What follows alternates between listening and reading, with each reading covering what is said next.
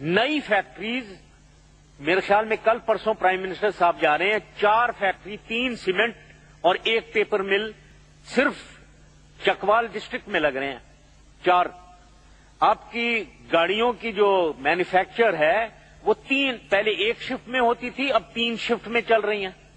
آپ کی موٹر سائیکلیں جو بک رہی ہیں وہ 300% زیادہ بک رہی ہیں, گاؤں میں بک رہی ہیں, رورل ایریاز میں. خریدار گاؤں والا آدمی ہے.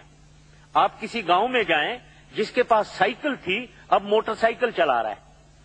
تو سوال یہ ہے کہ غربت, نوکریاں بڑھ رہی ہیں. آپ آج کو کنسٹرکشن میں جائیں, آپ اسکلڈ لیبر آپ کو نہیں ملے گا, تمام امپلائڈ ہیں.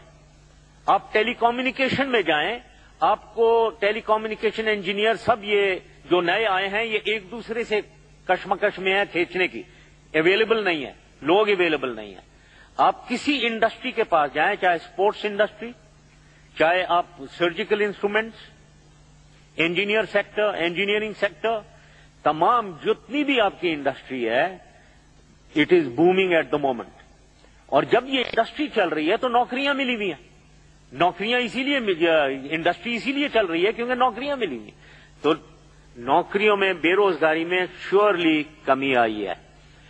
اور پاورٹی میں اس وقت آپ کی صرف کاٹن کراپ جو ہے, جو 15 ملین بیل پہ جا رہی ہے, اس سے 45 ارب روپے رورل اکانومی میں انجیکٹ ہو رہے ہیں. آپ کی جو ویٹ کراپ ہے جو انشاءاللہ 22 ملین ٹن تک جائے گی, اس سے تقریباً 25 ارب روپے رورل اکانومی میں جائے گی.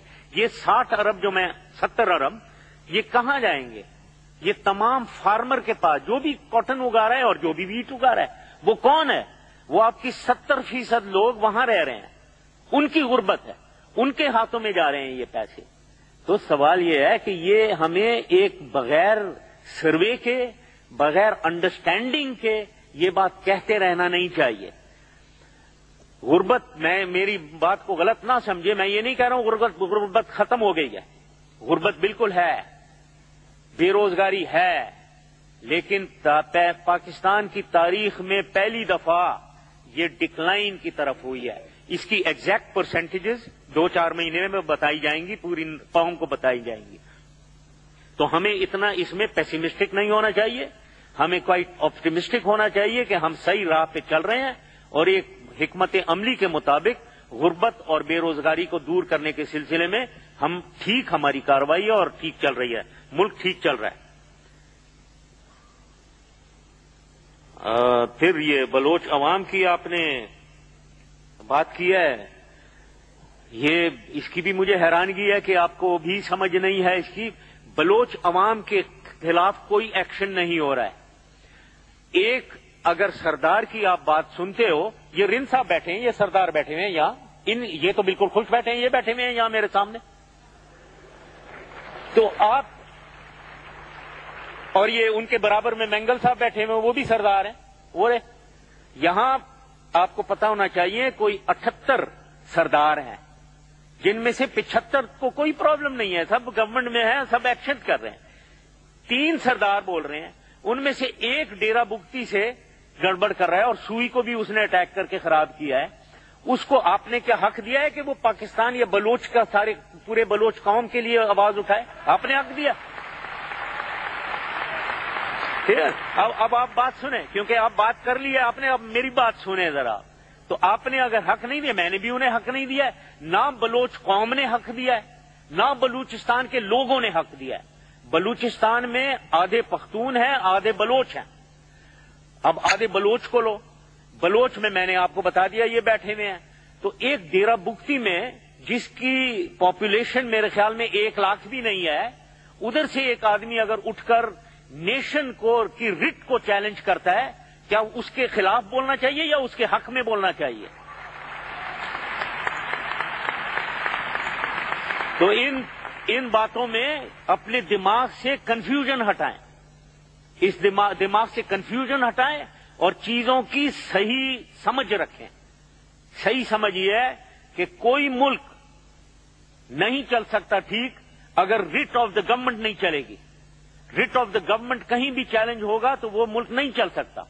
افغانستان کی آپ ایگزامپل لیں, افغانستان کا پرابلم کیا ہے؟ وارلارڈزم. مطلب ایک انڈیویجول ہے, اس کے پاس ایک آرمی رکھی دی ہے اس نے, ہزاروں لوگوں کی, ان کے پاس سارے ہتھیار ہیں اور وہ بیٹھا ہوا ہے. ایک نہیں, دسیوں ہیں وارلارڈز. اگر پاکستان میں بھی وارلارڈز بن جائیں, ایک ٹرائبل ایلڈرز ہیں, یہ ہمارے بزرگ یہ بیٹھے ہوئے ہیں ہمارے ساتھی, یہ ٹرائبل لیڈرز ہیں, اپنے بڑے اچھا سر آنکھوں پہ یہ اپنے ٹرائب کو دیکھتے ہیں, ان کی بہتری کے لیے کام کرتے ہیں. لیکن وہی ٹرائبل لیڈر اگر اپنی ٹرائب کے, بگٹی کے کلپر ٹرائب ہے اور مسوری سب ٹرائب ہیں, ان کو انہوں نے نکال کے باہر کیا ہوا ہے اور ان کے بچوں کو مار دیا ہوا ہے. یہ آپ کو پتا ہے کیا؟ یہ پتا ہے کہ کلپٹ جو ہیں وہ ادھر سے اپنے سوئی ایریا سے نکال کے ڈیرا غازی خان اور ملتان میں مر رہے ہیں. یہ آپ کو معلوم ہے کیا؟ یہ کس نے نکالا ہے انہیں؟ یہ آپ کو پتا ہے کیا؟ تو سوال یہ ہے کہ جو اپنی ٹرائب کے ساتھ ظلم تشدد کرے اپنے لوگوں کے ساتھ, اور دوسری چیز یہ کہ ایک فوج مینٹین کرے, 5,000 لوگوں کی فوج, تقریباً 4-5-6,000 فوج, جن کے پاس راکٹ لانچر موٹر ہیں, ٹریننگ کر رہے ہیں. کیا اس طریقے سے ملک کو چلنا چاہیے؟